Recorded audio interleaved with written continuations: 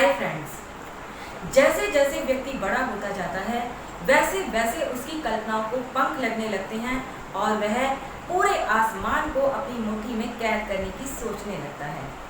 युवाओं के पास आज ढेरों विकल्प बिखरे पड़े हैं, मगर जिन युवाओं को सही गाइडलाइन नहीं मिलती है वे एक स्थान से दूसरे स्थान पर भटकते रहते हैं, फिर दूसरे स्थान से तीसरे स्थान पर जाते हैं और आखिरकार वह हार मानकर बैठ जाते हैं। उन्हें समझ ही नहीं आता कि उन्हें कौन सा विकल्प चुनना चाहिए। क्या आपके साथ भी ऐसा होता है? अगर ऐसा है तो आज का यह वीडियो आप ही के लिए है। क्लासरूम वाला में आज मैं आपसे ट्रेड ऑफ के बारे में बातें करूंगी कि किस तरह से ट्रेड ऑफ के माध्यम से आप अपनी ज़िंदगी में न केवल भटकने से बच सकते हैं बल्कि ज़िंदगी में ऊंची उड़ान भी भर सकते हैं।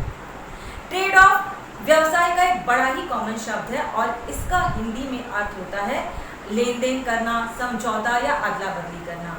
व्यापार बंद एक ऐसी स्थिति है जिसमें कि अधिक गुणवत्ता की वस्तु को पाने के लिए जो कम गुणवत्ता वाली वस्तु है उसे छोड़ दिया जाता है। आप समझ रहे हैं ना? इसका अर्थ हम पर इस तरह से लागू होता है कि हम जिस कार्य में ज़्यादा अच्छे हैं उसकी तरफ ध्यान आकर्षित करने के लिए जिस काम में हम कम अच्छे हैं हम उसे छोड़ देते हैं। कई बार हम सभी का मन करता है कि हम मल्टी टैलेंटेड होने चाहिए, हमारे अंदर सारे गुण होने चाहिए, मगर ऐसा नहीं हो सकता। आप इतिहास उठाकर देख लीजिए या जितने भी कामयाब लोग हैं उनको गिनती पर गिनकर देख लीजिए, आप पाएंगे कि वे सभी जिस गुण में ज़्यादा अच्छे थे उन्होंने उसी को निखारा और वे कामयाब होते चले गए। आप सचिन तेंदुलकर को देख लीजिए, दीपिका पादुकोण को देख लीजिए, साइना नेहवाल को देख लीजिए, सानिया मिर्जा को देख लीजिए। ढेरों उदाहरण इस तरीके के हमारे आमने सामने बिखरे हुए हैं जिससे पता चलता है कि व्यक्ति जिस कार्य में ज़्यादा अच्छा है, जो गुण और जो हुनर उसके पास ज़्यादा है उसे उसी को निखारने पर ध्यान देना चाहिए। यही ट्रेड ऑफ की रणनीति है और इसी रणनीति पर हमें काम करना चाहिए। अब मैं आपको बताऊंगी कि ट्रेड ऑफ की इस रणनीति के माध्यम से डेबी मैकम्बर नामक एक युवती किस तरह से कामयाब लेखिका बन गई। डेबी मैकम्बर जब अपनी फ्रेंड से बातें करती थी तो वह पाती थी कि उनकी फ्रेंड्स बहुत बड़े बड़े सपने देखती थी। सभी सपने देखते हैं। कोई फ्रेंड बोलती थी कि वह बड़े होकर बहुत फेमस गायिका बनना चाहती है, कोई कहती थी कि उसे बहुत बड़ी अभिनेत्री बनना है, कोई कहती थी कि उसे बहुत बड़ा अपना बिजनेस बनाना है, कोई कहती थी कि उसे बहुत बड़ी संगीतकार बनना है। लेकिन अगले ही दिन उनके सपने और उनके विकल्प बदल जाते थे। कुछ समय बाद उनके विकल्प फिर बदल जाया करते थे, मगर डेबी मैकम्बर का विकल्प कभी नहीं बदला, क्योंकि उन्हें मालूम था कि वे एक गुण में बहुत अधिक अच्छी हैं। उनके अंदर लेखन का गुण था। जब भी उनकी सहेलियां ऐसी बातें करती तो हमेशा उनका वही विकल्प रहता कि उन्हें तो विश्व प्रसिद्ध लेखिका बनना है। उनकी फ्रेंड्स कई बार मजाक में बोला भी करती थी कि डेबी, हम सबके विकल्प तो समय के अनुसार जैसे जैसे हम मैच्योर हो रहे हैं बदल रहे हैं, मगर तुम्हारा विकल्प कभी क्यों नहीं बदलता?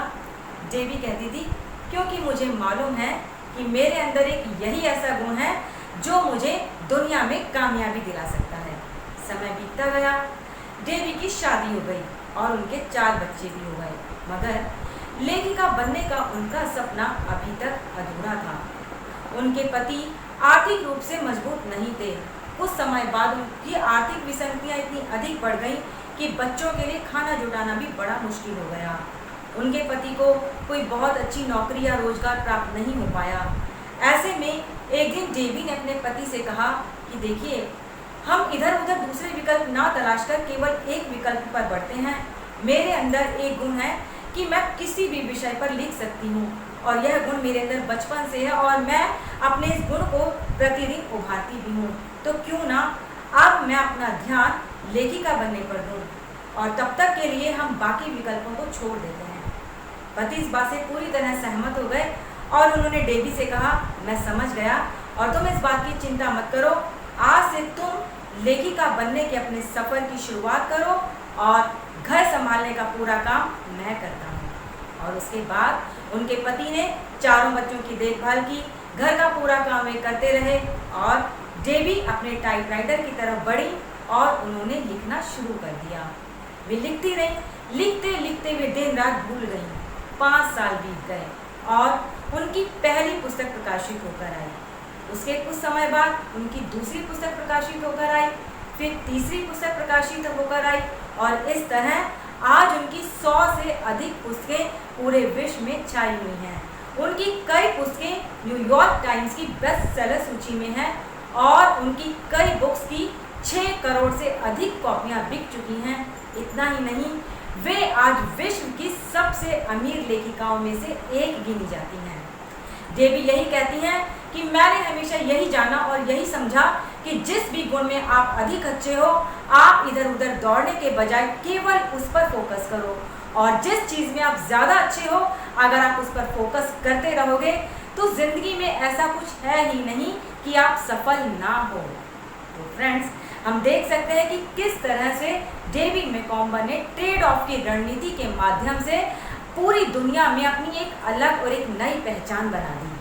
हम सभी के पास दिन में 24 घंटे होते हैं।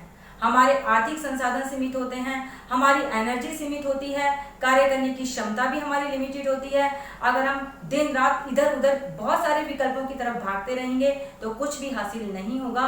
इसीलिए ट्रेड ऑफ की रणनीति को अपनाना चाहिए और उसी की तरफ मन लगाकर हमें काम करना चाहिए। पुलित्जर पुरस्कार विजेता हर्बर्ट बेयर स्वॉप कहते हैं कि हर समय एक ही स्थान पर होना असफलता का फार्मूला है।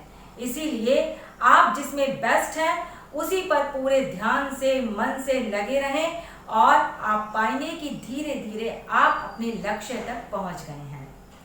उम्मीद करती हूँ कि ट्रेड ऑफ का यह वीडियो आपको पसंद आया होगा। फ्रेंड्स, मैं जल्दी ही मिलती हूँ आपसे किसी नए विषय के साथ। उससे पहले अगर आपने हमारे चैनल को सब्सक्राइब नहीं किया हो तो कृपया से सब्सक्राइब कीजिएगा और अपने कमेंट भी अवश्य दीजिएगा। Thank you.